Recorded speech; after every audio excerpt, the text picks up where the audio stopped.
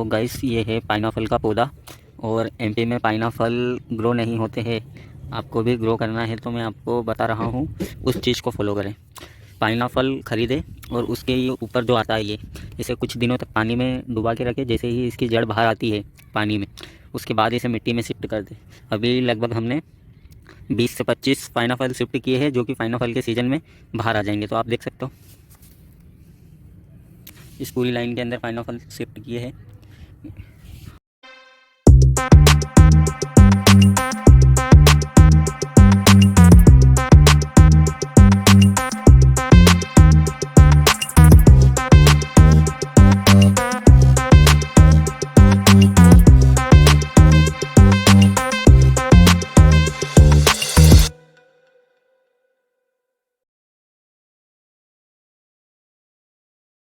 और ऐसी इंटरेस्टेड जानकारी के लिए चैनल को सब्सक्राइब करें। Thank you so much.